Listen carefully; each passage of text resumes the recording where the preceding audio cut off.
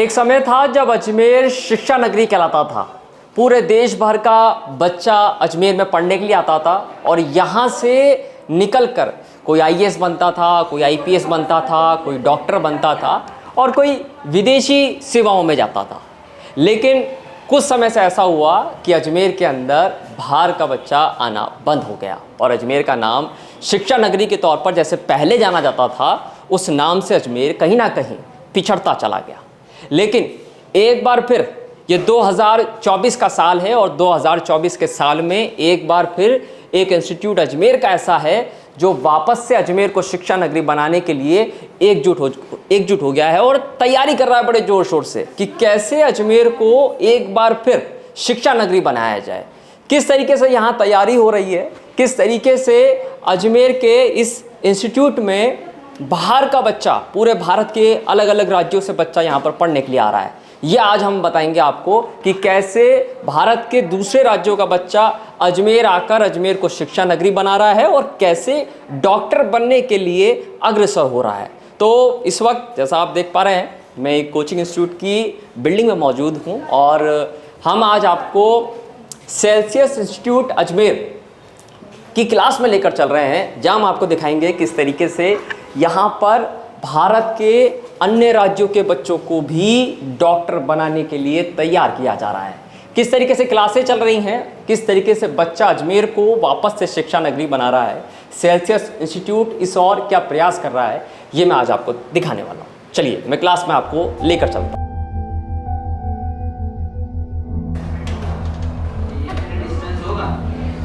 तो देखिए हम आ चुके हैं सेल्सियस इंस्टीट्यूट के क्लास जहाँ चल रही है वहाँ पर, और आज मैं आपको क्लास में लेकर चलूँगा और आपको बताऊँगा किस तरीके से यहाँ पर दूसरे राज्यों के बच्चों को भी डॉक्टर बनाने की तैयारी किस तरीके से करवाई जा रही है।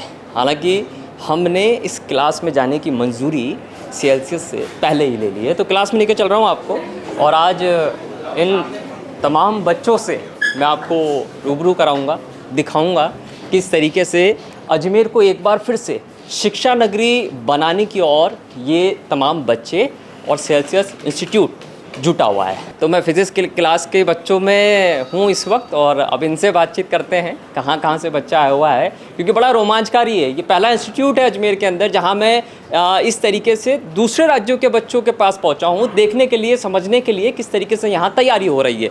आप कहाँ से हैं ये बताइए मुझे। मैं तो अजमेर से ही हूँ। आप अजमेर से, नाम क्या आपका? दीक्षिता जैन। बाहर का बच्चा कौन कौन है, एक बार हाथ खड़े कर दीजिए जिससे मैं उनके पास आ पाऊँ। चलिए, आपका क्या नाम है? जी सर, मेरा नाम सर उज्जवल है। कहाँ से हैं आप? सर दिल्ली से। और कितना समय हो गया नीट की तैयारी करते करते अब? सर नीट की तैयारी कर सर, थर्ड ड्रॉप है मेरा सर ये। थर्ड ड्रॉप है आपका। और कौन है बाहर से बच्चा? कहाँ से आप? सर मैं हरियाणा से, रेवाड़ी। क्या नाम है आपका? शुभम। और क्या नाम है आपका? शिवा। शिवा, कहाँ से हैं आप? यूपी से। यूपी से? यूपी में कहाँ से? नोएडा से। नोएडा से, अच्छा। आप कहाँ से? यूपी में कहाँ से? गोरखपुर। गोरखपुर से, अच्छा। बाबा बालकनाथ के यहाँ से, बहुत अच्छे। और कौन है बाहर से बच्चा? जी, आप कहाँ से हैं? बिहार से। क्या नाम है आपका? मनीषा। मनीषा। और बहुत सारे बच्चे हैं, यानी दिव्या राठौर एमपी से। क्या नाम है आपका? दिव्या राठौर। दिव्या राठौड़। आप भी हैं बाहर से? कहाँ से? झारखंड से, वर्षा मेहता। अच्छा, नाम के साथ स्टेट भी। और कौन है? कहाँ से? हैदराबाद, तेलंगाना। ओहो, हैदराबाद। आप? हैदराबाद। हैदराबाद। बिहार। बिहार, हैदराबाद। देख रहे हैं आप कहाँ से? मतलब मैं ये सोचता था कि अजमेर में बाहर का बच्चा नहीं आता है, लेकिन आज मैं ये देख पा रहा हूँ कि कितना बड़ा दूसरे राज्यों का बच्चा जो है वो कोटा ही नहीं, अजमेर भी आ रहा है वापस से शिक्षा नगरी बनने की ओर। और कौन है बाहर से बच्चा? आप कहाँ से हैं? हरियाणा से। क्या नाम है? सीमा। हरियाणा के बच्चे बहुत हैं यहाँ पर। और कौन है? आप कहाँ से? Pallavi from UP. यूपी से। यूपी, बिहार, हरियाणा। और जी, आप कहाँ से? यूपी। यूपी से। नाम क्या आपका? शिवा। आप? महाराष्ट्र। महाराष्ट्र से। नाम क्या आपका? आनंदी। आनंदी, महाराष्ट्र का भी बच्चा है। आप कहाँ से? आ गया ये थोड़ा। कर्नाटक का, कर्नाटक बेंगलुरु। से। क्या नाम है आपका? श्रेयस। श्रेयस। कौन सा अटेम्प्ट है आपका नीट का, पहला या कुछ और? तीसरा अटेम्प्ट। अच्छा, चलिए, ये बच्चे आपको दिख रहे हैं आपको? अन्य कितने अलग अलग राज्यों से, बहुत सारे बच्चे हैं, पीछे भी बहुत सारे बच्चे हैं, जहाँ तक मेरा पहुँच पाना थोड़ा मुश्किल हो रहा है। लेकिन अब इन बच्चों से ही जानते हैं यहाँ कैसी तैयारी हो रही है और अजमेर इनको कितना अच्छा लग रहा है, क्योंकि बहुत सारा बच्चा कोटा जाता है, लेकिन अजमेर में सेल्सियस इंस्टीट्यूट शिक्षा नगरी वापस से अजमेर को बनाने की ओर अग्रसर है। तो बाहर के आप हैं, सबसे पहले मुझे ये बताइए कि अजमेर में कैसा माहौल लग रहा है पढ़ाई का? कोटा अच्छा है या अजमेर अच्छा है? सर अजमेर ही अच्छा है, इसलिए तो अजमेर में आए हैं। कोटा अच्छा लगता है तो कोटा चले जाते हैं, मेन बात तो यही है। मतलब कोटा में क्या है, कंपटीशन ज़्यादा? सर कंपटीशन ज़्यादा भी है और वहाँ नेगेटिविटी ज़्यादा है, बहुत ज़्यादा। अच्छा, किसी को अगर कोई बात करने की इच्छा हो कि भाई कैमरे पे मैं भी मेरा कोई पक्ष रख सकूं, तो हाथ स्टैंड करना, मैं आपके पास में आ जाऊंगा। और बाहर से आप थे, कोटा या अजमेर, क्या अच्छा लग रहा है? सर अजमेर। अजमेर? मैं तो अजमेर पसंद से आ रहा है हूँ। अजमेर? मैं तो अजमेर से ही आप हूँ। अजमेर से हो, बाहर से कौन था इधर? आप थे। क्या पसंद आ रहा है? Ajmer. Ajmer? Yes sir. Celsius कैसा पढ़ा रहा है आपको? सर बहुत अच्छा सर, जिस तरह से इनका पढ़ाने का तरीका है, फिर बच्चों का गाइडेंस, सब कुछ सर बहुत अच्छा। अच्छा, कोटा से तो लोग अब अजमेर की ओर आने लग गए हैं। चलिए, नीट का पेपर जिस तरीके से विवादित इस समय मोड में है, दौर चल रहा है, एक तरीके से विवाद चल रहा है। नीट का यूजी पहले विवाद में आया, फिर पीजी आया, पीजी को स्थगित कर दिया सरकार ने, सीबीआई की जांच चल रही है। तो इन बच्चों से ही हम पूछेंगे कि आखिर सरकार से इनको क्या उम्मीदें हैं, और नीट को लेकर जिस तरीके से पेपर में विवाद चल रहा है, उसमें आखिरकार अब ये बच्चे क्या सोचते हैं। मुझे ये बताइए, नीट का तो मसला आपको पता ही है जी सर। अब आप कैसा सोचते हैं कि नीट पर आपको भरोसा है, और सरकार से आप क्या चाहेंगे? सर नीट पे भरोसा है, क्योंकि देश का संविधान अभी बाकी है, अभी देश का संविधान गया नहीं है। हाँ। तो अभी एजेंसी पे विश्वास बाकी है। हाँ। अभी सीबीआई जांच भी बैठी है, सुप्रीम कोर्ट भी है। हाँ। तो फैसला स्टूडेंट के पक्ष में ही आएगा। तो रीनीट होना चाहिए क्या वापस? सर ये फैसला तब सुप्रीम कोर्ट ही दे सकता है, बाकी एज ए स्टूडेंट भी तो होना चाहिए, वापस होना क्योंकि यस सर। अच्छा, वापस से होना चाहिए। आप बताइए, रीनीट होना चाहिए नहीं होना चाहिए? बिल्कुल होना चाहिए, क्योंकि गलत मतलब जो भी केसेस हुए गलत भाई आप लोग बहुत मेहनत करते हैं लंबे समय तक, लेकिन कोई होता है कि भाई पेपर खरीदता है और उसमें पास हो जाता है, कैसा लगता है उस वक्त? सर बिल्कुल सही नहीं है ये। जैसे जो बच्चे मेहनत करके उन्हें कोई सीट नहीं मिलेगा, तो ये बात सही नहीं है। सही के साथ तो सही नहीं है ये बात। और कोई इधर से अपनी बात को रखना चाहे नीट के ऊपर? बाहर से कौन था? आप थी बाहर से? हाँ, मुझे बताइए कि नीट के मामले में आप क्या सोचती हैं? सर एक्चुअली बच्चा इतनी मेहनत करता है, उसके बावजूद भी ये सारी चीज़ें हो जाती हैं, तो बहुत डिप्रेसिंग माहौल होता है और एकदम विश्वास ही उठ जाता है। ऐसा लगता है कि फिर करें या ना करें, एकदम से ट्रस्ट एकदम ब्रेक हो जाता है। तो वही ऐसा। पेरेंट्स क्या बोलते हैं? क्योंकि जिस तरीके की चीज़ें होती हैं, मैंने देखा है बहुत बच्चा स्ट्रेस में होता है ना। मेरे पिताजी भी मुझे इंजीनियर बनाना चाहते थे, मैं बना नहीं, है ना। मुझे तो मैथमेटिक्स से डर लगता था, तो मेरे पिताजी ने मुझसे 2 साल तक बात ही नहीं की। ऐसे में क्या आप लोगों के ऊपर भी ये दबाव होता है ऐसा? जब एक्चुअली पेरेंट्स की तरफ से काफ़ी पॉजिटिव है। एक्चुअली मैं अपनी बात करूँ तो वो बोलते हैं कि पूरा अपना 100% दो, बाकी चीज़ें देखी जाएंगी, ऐसा। अच्छा, पेरेंट्स इनके तो सपोर्टिव हैं, मेरे पिताजी थोड़े से डेंजर थे। अच्छा, और कोई अपनी बात को रीनीट के ऊपर रखना चाहता हो, या कोई ऐसा विषय सरकार के लिए कहना चाहता हो जिस पे सरकार संज्ञान ले कि नीट के विषय में सरकार को और क्या करना चाहिए, कोई सुझाव अपना देगा? यहाँ पर जो फैकल्टीज़ होती हैं वो दिन रात वाकई मेहनत करती है। मैंने खुद पर्सनली जाकर देखा है अलग अलग कोचिंग्स के अंदर जाकर कि फैकल्टीज़ कैसे बच्चों को दिन रात उनकी प्रॉब्लम को सॉर्ट आउट करने में लगी रहती है। सर आपके पास तो अलग अलग राज्यों से बच्चा आ रहा है, ऐसे में पेरेंट्स क्या उम्मीद लगा के सरकार से बैठे हैं? बच्चा आप लोगों से क्या उम्मीदें लगा रहा है? क्योंकि नीट का जिस तरीके से विवाद चल रहा है अभी, ऐसे में क्या उम्मीद लगती है आपको? नीट का जो ये पेपर 2024 का विवादित हुआ है, इसमें मेन फैक्टर ये है कि एक्चुअल के अंदर पेपर ख़रीदने वाले कौन हैं? कुछ ऐसे लोग जो अपने बच्चे की कुछ विलिंग्स को कंप्लीट करने के लिए, बच्चा कैपेबल नहीं है फिर भी कि चलो ठीक है इसके नाम के आगे डॉक्टर लग जाए या फिर इसके नाम के आगे इंजीनियर लग जाए, या ये कुछ अगर कुछ स्टेटस होगा तो ये आगे भी अच्छे घर के अंदर जा सकता है। ऐसा सोच करके लोग क्या करते हैं कि पेपर लीक करवाने वाले हैं कौन? एक्चुअल के अंदर वही पेरेंट्स बच्चों को खरीद कर दे रहे हैं। बच्चा इतना कैपेबल है ही नहीं कि जाकर के आज उठा करके वो 1 करोड़ रुपए दे करके या कोई 50 लाख दे करके पेपर खरीद ले। बच्चा इतना कैपेबल नहीं है। करवाने वाला कौन है? पेरेंट्स ही हैं। और वो पेरेंट्स अगर अपने बच्चों को अभी वो जो शिक्षा दे रहे हैं वही आगे ट्रेंड चलता हुआ आएगा कि वो जो बच्चा है वो आगे उसके जब ऑफस्प्रिंग्स होंगे, जो भी बच्चे होंगे, वो फिर फर्दर वही बोलेंगे कि ठीक है सेम ट्रेंड जो हमें फॉलो करना है, अपने बच्चे को भी पेपर खरीद के ला करके दो। हमारे टाइम भी ऐसा हुआ था, पिताजी ने ये करके दिया था तो आगे भी यही होगा। तो वही चीज़, वो जो कड़ी है ना एक, वो बीच में एक तोड़नी पड़ेगी। यूथ को समझना पड़ेगा जो पेपर खरीद के दे रहे हैं, बच्चा मेहनत करने को तैयार है, जहाँ उसको पेपर खरीद के दिया जा रहा है ना, वहाँ जा कर के उसको बोले दो साथ में लगाएं छड़ी की, बैठ करके पढ़।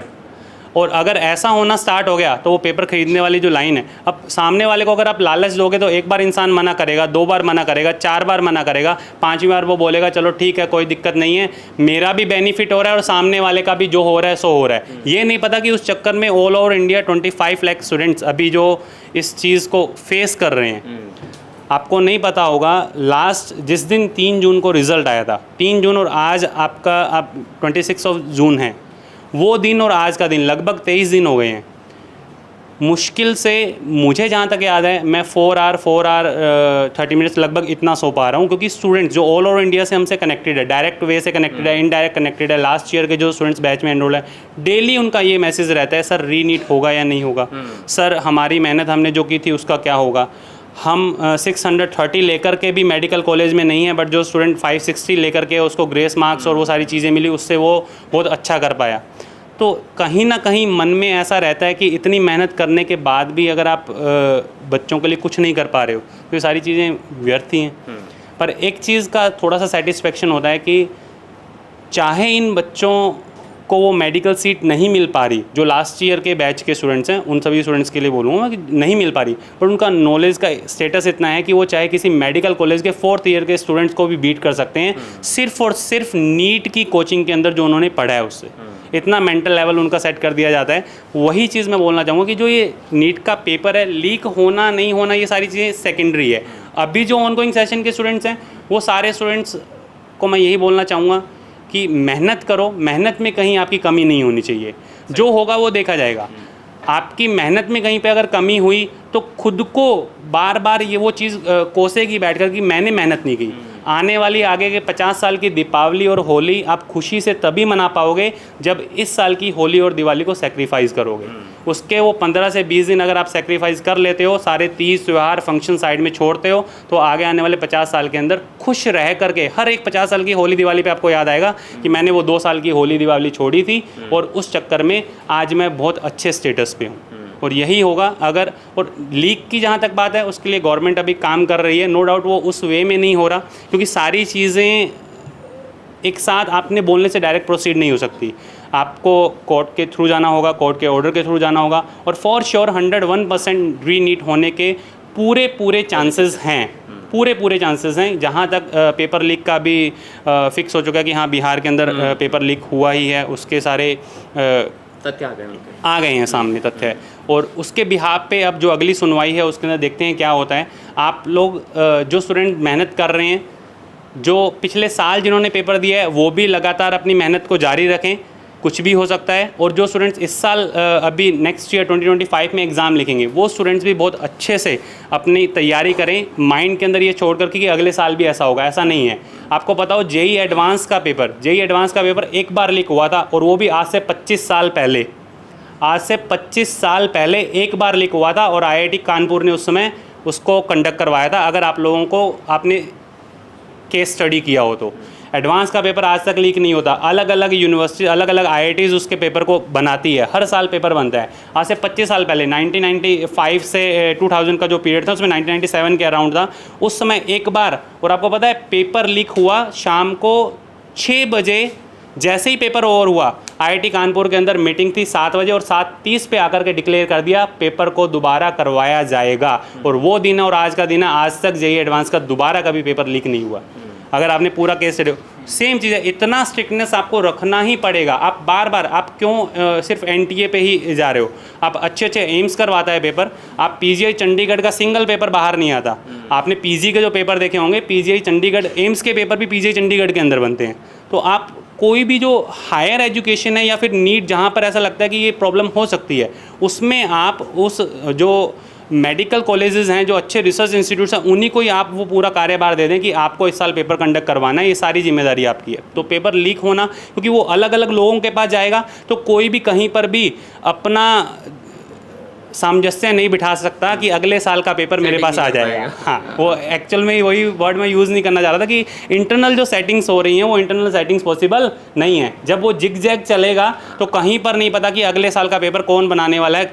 जैसे गेट के अंदर होता है, गेट के अंदर भी सारी IITs जितने भी इंस्टीट्यूशंस हैं उनको अलग अलग पास में पेपर आता है। सेम यही कंडीशन, सेम ये अगर नीट के अंदर कर दें, नीट UG PG जितने भी पेपर्स हो रहे हैं जहाँ पर उनको एडमिशन मिलने हैं उन्हीं को ही अगर सौंप दें तो पेपर लीक होना बिल्कुल बंद हो जाएगा। मतलब एक अच्छा ये है कि एजुकेशन सेक्टर जो है वो अच्छा खासा बिल्डअप हो पाएगा, उसका सही हो पूरा सब कुछ जो है वो फिक्स हो जाएगा। कहीं पर भी कोई बायस्ड ना तो रिजल्ट होगा, ना बच्चे के माइंड में ऐसा होगा कि मेरे साथ कुछ फ्यूचर में ऐसा हो सकता है। एग्जैक्ट उसको जो आप उसके नंबर आएंगे उसके अकॉर्डिंग उसका रैंक आएगा और रैंक के अकॉर्डिंग काउंसलिंग के अकॉर्डिंग मेडिकल कॉलेज में जाएगा। अभी मेरा एक आखिरी सवाल कि अगर इस तरीके से बच्चा कोई डॉक्टर बन भी जाता है, मान लीजिए उसका दाखिला हो भी गया, तो समाज के लिए कितना घातक है ये? नहीं है क्या बहुत ज़्यादा घातक? कैसे करेगा इलाज? देखो मैं तो एक ही चीज़ जानता हूँ, अगर देखो जो पब्लिक सर्विसेज है ना, पब्लिक सर्विसेज में जो भी हायर अथॉरिटी है, अगर वो बायस्ड होगी या फिर उसको उसका काम नहीं आ रहा होगा, तो जो उसका इम्पैक्ट है वो पूरी पब्लिक पे आएगा। अगर एक इंसान, मान लो एक पेशेंट है, उसने कुछ गलत टैबलेट ले लिया तो वो अकेला वो पेशेंट ही जाएगा। उसको जो लिख करके दिया था वो टैबलेट ना लग करके कोई दूसरा टैबलेट उसने लिया तो वो पेशेंट ही जाएगा। अगर एक डॉक्टर ऐसा जिसको टैबलेट लिखने का ही नहीं पता, तो आप सोचो कितने पेशेंट जाएंगे। तो वही चीज़ होने वाली है कि इन फ्यूचर अगर ऐसा रहा और गलती से वो किसी ना किसी क्लिनिक पे या फिर हॉस्पिटल या कुछ रिसर्च इंस्टीट्यूट के अंदर जा कर के अपने सिर्फ और सिर्फ एक चीज़ बोल पाऊँगा कि इस पैसों के दम पे जा कर के वो अगर बैठ जाते हैं तो सिर्फ इतना ही होगा कि जो आने वाली जनरेशन है उन जनरेशन को जो सर्विसेज मिलनी चाहिए वो सर्विसेज नहीं मिल पाएगी। ना तो वो क्रिएट कर पाएंगे और ना ही वो आगे के आने वाली जनरेशन को कुछ सिखा पाएंगे। ऐसा है सर, सबसे पहले तो मैं आपका नाम और ये बच्चे, इनसे इंटरेक्शन करने के लिए आज हम यहाँ पर आए हैं। बिल्कुल तो सर। कहाँ का बच्चा यहाँ पर मौजूद है वो मैं पूछूंगा, लेकिन आपसे भी जानना चाहता हूँ। और आपका नाम? मेरा नाम केशव त्रिवेदी है। मैं यहाँ पे फ़िज़िक्स पढ़ाता हूँ और यहाँ पे जितने भी बच्चे हैं सर, लगभग इंडिया के हर कॉर्नर से बच्चे हैं। नॉर्थ ईस्ट से भी बच्चे हैं, डाउन साउथ से भी हैं, नॉर्थ इंडिया से भी हैं, यहाँ तक कि हमारे पास कश्मीर का भी बच्चा जुड़ा हुआ है, बिहार, यूपी, छत्तीसगढ़, झारखंड, नीचे अगर हम बात करें तो कर्नाटक, तमिलनाडु, फ्रॉम लगभग जितने भी स्टेट्स हैं, हमारे सारे स्टेट्स के। सर, जिस तरीके से नीट का विषय आपके संज्ञान में है, अब ऐसे में क्या लग रहा है आपको कि रीनीट वाकई वापस होना चाहिए क्या? सर देखिए, एक्चुअली बच्चा पूरे साल मेहनत करता है डेडिकेशन के साथ। एग्ज़ाम जितना ज़्यादा फेयर होगा, जो आगे आने वाली जनरेशन है उसको उतना ज़्यादा मेहनत करने के लिए प्रोत्साहन मिलेगा। अगर इतनी मतलब प्रेस्टीजियस एग्ज़ाम कॉम्प्रोमाइज़ होने लग जाएगी तो देश का जो यूथ है वो डिरेल हो जाएगा, वो अपने डायरेक्शन से कहीं ना कहीं डायरेक्शन लेस हो जाएगा। तो ये एक तरीके का बहुत डेंजरस ट्रेंड आ गया है हर पेपर लीक होने का। इसको गवर्नमेंट बहुत सीरियसली ले। हमारे देश में दिक्कत ये है सर कि हम बाकी सारी चीज़ों को तो सीरियस ले लेते हैं, जिनको हमें शायद थोड़ा कम फोकस दे के भी जो एजुकेशन है हमारे देश में, आप देख सकते हैं एजुकेशन का बजट सबसे कम है जी, ठीक है, 2.5% 3% बजट होता है। और सारे देशों से आप कंपेयर करेंगे तो इंडिया जो है 100 के बाद आता है जो अपने एजुकेशन की बजट को उस तरीके से प्रोग्राम कर पाए जो रेशियो होना चाहिए। तो सर छोटे मोटे देश भी समझते हैं एजुकेशन का इम्पोर्टेंस, और हमारा भारत देश जो है वो स्पिरिचुअल कैपिटल कहलाता है। अध्यात्म शुरू ही एजुकेशन से होती है सर, बिना सरस्वती के अध्यात्म कैसे पॉसिबल है? तो सिंपल सी बात है कि अगर हमारे देश में हम एजुकेशन को सीरियस नहीं लेंगे, कॉम्पिटिटिव एग्ज़ाम को सीरियसली नहीं लेंगे, उनके लीक पे हम लोग रोक नहीं लगाएंगे, तो ये जाके आगे बहुत ज़्यादा प्रॉब्लमेटिक हो सकता है। तो इस चीज़ को वापस से रद्द करके फ्रेश एग्ज़ाम लेना चाहिए। इससे बच्चों का भी प्रोत्साहन होगा और हम कोचिंग इंस्टीट्यूट्स भी सर दिल लगा के पढ़ाते हैं, मन लगा के पढ़ाते हैं, रात दिन एक करते हैं। आजकल तो मैंने एक नया प्रेस में ट्रेंड देखा है कि कोचिंग के साथ माफिया वर्ड अटैच कर देते हैं लोग। मुझे एक बात समझ में नहीं आता है कि हम जो टीचर्स हैं सर, रात दिन एक करके बच्चे का मेंटल और मेंटल लेवल और जो उनके एजुकेशन का लेवल है, उनके नॉलेज का लेवल है, उसको इन्हेंस करना चाहते हैं। क्या आपको लगता है कि एजुकेशन सेक्टर के साथ ये वर्ड लगाया जाना जायज़ है? बिल्कुल जायज़ नहीं है सर। कहीं ना कहीं हम भी रात दिन मेहनत करके बच्चों का जब नॉलेज का लेवल बढ़ाते हैं तो हमें भी कहीं ना कहीं रात में सुकून इस बात का मिलता है कि कहीं ना कहीं हम लोग कंट्रीब्यूट कर रहे हैं देश के एजुकेशन सिस्टम में, कहीं ना कहीं देश की प्रगति में हम भी सम्मिलित हैं। और उसके बाद आप अपनी गलतियों को कॉम्प्रोमाइज़ करके आप हम सभी पे सारी बातें थोप दे रहे हैं, तो ये कहीं ना कहीं सिस्टम का नेग्लिजेंस है सर। तो मेरे हिसाब से एग्ज़ाम होना चाहिए। अब मैं आपको आगे लेके चलता हूँ और आपको दिखाता हूँ कि आखिरकार अजमेर को दोबारा शिक्षा नगरी बनाने का विज़न डॉक्टर अभिमन्यु कुमावत ने कैसे देखा और क्यों देखा। तो हमने क्लास में आपको अलग अलग बच्चों से रूबरू कराया जो भारत के अलग अलग राज्यों से यहाँ पर पढ़ने के लिए आया है, और हम अब आपको डॉक्टर अभिमन्यु कुमावत से मिला रहे हैं जिन्होंने ये विज़न देखा कि अजमेर को दोबारा से शिक्षा नगरी बनाना है। कैसे इन्होंने ये सोचा और वापस से क्या प्रयास सेल्सियस इंस्टीट्यूट शिक्षा नगरी बनाने के लिए अजमेर को कर रहा है, हम उन्हीं से बात करते हैं। सर, MTTV पर आपका बहुत बहुत स्वागत है। Thank you so much Sushil ji, thank you so much. कई बार आपसे बातें हुई और एक बार फिर मैं ये जानना चाहता हूँ क्योंकि आज पहली बार मैंने आपके इंस्टीट्यूट पर आकर क्लास में गया और जब देखा मैंने भारत के अलग अलग राज्यों से इतना बच्चा अजमेर में पढ़ रहा है। इससे पहले किसी स्कूल में मैं नहीं गया, इससे पहले देखा जाए तो सिर्फ गवर्नमेंट इंजीनियरिंग कॉलेज जो है वहाँ पर बच्चा ज़रूर बाहर से पढ़ने के लिए आता है, बाकी जगह मुझे नज़र नहीं आता है। ऐसे में ये विज़न दोबारा से शिक्षा नगरी बनाने का अजमेर को कैसे आपने सोचा और कैसे इम्प्लीमेंट हो रहा है ये? देखिए, हम लोग शुरू से ये चीज़ चाहते थे कि बाहर का बच्चा यहाँ पढ़ने आए, लेकिन हमारे पास में रिसोर्सेज इतने नहीं थे। बट कोविड टाइम के बाद में जब हम लोगों ने ऑनलाइन टीचिंग करना स्टार्ट किया तो बहुत सारे बच्चों ने कहा कि सर क्या हम आपके पास में आके पढ़ सकते हैं। तो वहीं से कहानी शुरू होती है और वहीं से कहानी शुरू होती है एक बदलाव की। मैं आपको सच बता रहा हूँ, जब हम लोगों ने यहाँ पर टीचिंग करना स्टार्ट किया था तब आसपास के लोग ये कह रहे थे कि ऐसी कोचिंग्स रोज़ खुलती है, रोज़ बंद होती है। आज वही आसपास के लोग बाहर के बच्चों के लिए पीजीज बना रहे हैं, हॉस्टल्स बना रहे हैं और हर साल ये नंबर बढ़ रहा है। जो बाहर से बच्चे आ रहे हैं उनका नंबर बढ़ रहा है। देखिए, जब सीकर जैसा शहर या कोटा जैसा शहर बदल सकता है तो अजमेर क्यों नहीं? कहाँ कम है अजमेर? क्योंकि Ajmer is the heart of Rajasthan और Ajmer is the renowned city, लोग जानते हैं इसे। तो मेरे को लगता है कि हम लोग इस दिशा में पूरा प्रयास करेंगे। कई बार ऐसा कहा जाता है कि किसी शहर को बदलने के लिए, किसी देश को बदलने के लिए पॉलिटिकल विजन की ज़रूरत होती है। लेकिन मैंने एक चीज़ देखी है, एक डॉक्यूमेंट्री है the man who changed America, और उसमें ये कहा गया है कि कैसे एंटरप्रेन्योर्स ने यूएस को चेंज किया। मेरे को लगता है एंटरप्रेन्योर्स ही किसी देश को, किसी शहर को चेंज करते हैं और मैं इसके लिए दिल से काम कर रहा हूँ। पूरी टीम काम कर रही है और पूरी डेडिकेशन के साथ में काम कर रहे हैं। सबसे बड़ी बात यह है कि हम एक ही बैच को पढ़ाते हैं ऑफलाइन में, जिससे क्वालिटी डाइल्यूट नहीं होती और वही टीचर जो ऑनलाइन में टीच कर रहे होते हैं वही फिर हमारे ऑफलाइन में पढ़ाते हैं और इसलिए 100% सेटिस्फेक्शन रहता है बच्चे का। ये तो बिल्कुल आपने सही बोला कि एंटरप्रेन्योर जो हैं जैसे यूएस को डेवलप किया ऐसे ही कर सकते हैं। सरकार की इतनी बड़ी उसमें भूमिका रह नहीं पाती है। ऐसे में क्योंकि कोरोना में आपने ये एक तरीके से समझा चीज़ों को कि अजमेर को वापस से शिक्षा नगरी बनाया जा सकता है। ऐसे में क्या चैलेंजेस आपके सामने आ रहे हैं अजमेर के? क्योंकि बहुत सारे एंटरप्रेन्योर दूसरे सेक्टर्स के भी हैं जो डेवलप अजमेर को नहीं कर पा रहे हैं। उनसे क्या उम्मीद आप लोग सोचते हैं या एजुकेशन इंडस्ट्री सोचती है कि दोबारा से शिक्षा नगरी अजमेर को बनाया जा सके, या फिर सरकार से कोई सुपरविज़न आपका ऐसा हो? क्योंकि बजट हाल ही में सरकार पेश करने वाली है 10 जुलाई को, कुछ ऐसा लगता है आपको कि हाँ करना चाहिए सरकार को भी जिससे अजमेर दोबारा से शिक्षा नगरी बन पाए? देखिए, सारा खेल माइंडसेट का है।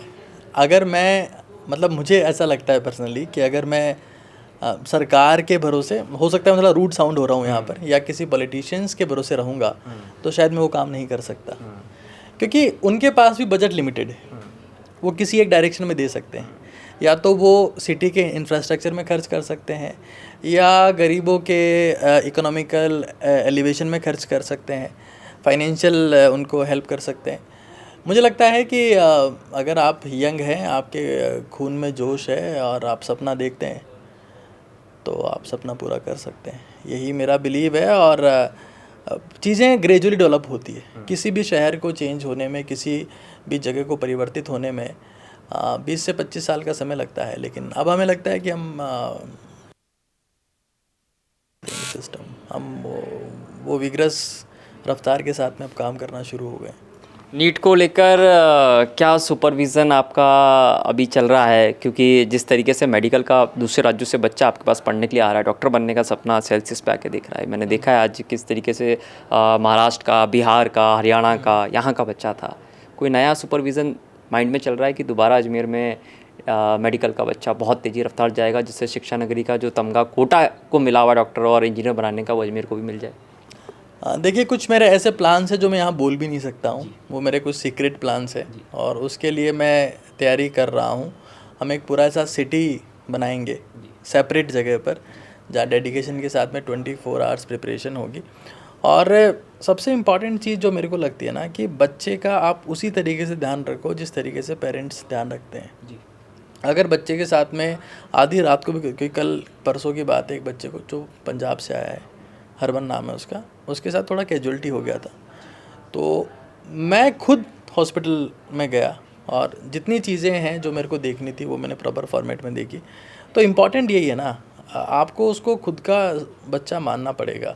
और जहाँ तक नीट एग्ज़ाम की बात है, तो एक बड़ा पेपर है, एक बड़ा एग्ज़ाम है और देश के बहुत सारे बच्चे इसके लिए तैयारी करते हैं। बट एक चीज़ वो जो लैक करते हैं एटमॉस्फेयर है, क्योंकि लोग बाग मार्केट अच्छा करते हैं बट सर्विस में कहीं ना कहीं पुअर हो जाते हैं। मैं इंश्योर कर रहे हैं कि हमारे पास बैच लिमिटेड रहे और जो टीचर्स ऑनलाइन में टीच कर रहे हैं वही ऑफलाइन में सिंसियरिटी के साथ में पढ़ाएं, तो हम एक अजमेर को हमेशा के लिए बदल देंगे।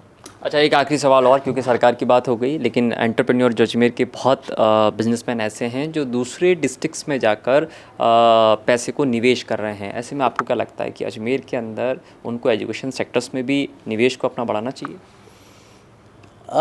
देखिए, अजमेर में आज अगर किसी भी बड़े शहर में कोई काम शुरू होता है ना, तो सबसे उसका मेजर रीज़न होता है ह्यूमन रिसोर्सेज। आज हम लोग सबसे बड़ा जो हमारा स्ट्रगल है ना, वो ह्यूमन रिसोर्सेज का ही है। हम किसी भी डिपार्टमेंट में, चाहे वो वीडियो ग्राफिक्स में हो, चाहे वो स्क्रिप्ट राइटिंग में हो, चाहे वो टीचिंग में हो, चाहे वो एडमिन में हो, चाहे वो HR में हो, चाहे टेली काउंसलिंग में हो, हर एक में हमको जो सबसे बड़ा संघर्ष है ना, वो होता है कि यहाँ लोग नहीं है काम करने वाले। जो थोड़े बहुत होते हैं वो बाहर चले जाते हैं। तो किसी भी शहर को बदलने में समय लगता है और आजकल वो समय है जब मैगी का चल रहा है, तो हर किसी को 2 मिनट में खाना चाहिए और 2 महीने में रिटर्न चाहिए। थोड़ा पेशेंस रखना पड़ता है। लेकिन इम्पॉर्टेंट बात यह है कि अगर आप किसी शहर को चेंज कर रहे होते हो तो शहर आपकी वजह से जाना जाता है, एक बहुत बड़ा फैक्टर हो जाता है। समय लगता है, बड़ी कहानी लिखने में समय लगता है, लेकिन उसका किरदार फिर आप पर ही होता है, उसके हीरो आप ही होते हो। तो अगर यहाँ आकर वो लोग काम करते हैं, यहाँ पैसा इन्वेस्ट करते हैं, इस शहर को ग्रो कर, आप देखिए ना कोटा कैसे चेंज हो गया सडन। वहाँ का इंफ्रास्ट्रक्चर जो पहले था, आज आप देखिए कितना सिग्निफिकेंट चेंज आ गया है। सीकर में कितना, वहाँ पे सिर्फ एक स्ट्रिप है, वो पीपराली रोड का एक स्ट्रिप है, मुश्किल से 1500 मीटर का स्ट्रिप है, उसमें 30, 35, 40 हज़ार बच्चे हैं। तो हम लोग करेंगे इस चीज़ को। और जो कुछ भी लगता है, क्योंकि मैं तो लगातार ये बात कह रहा हूँ that we will change it and we are looking for to change it.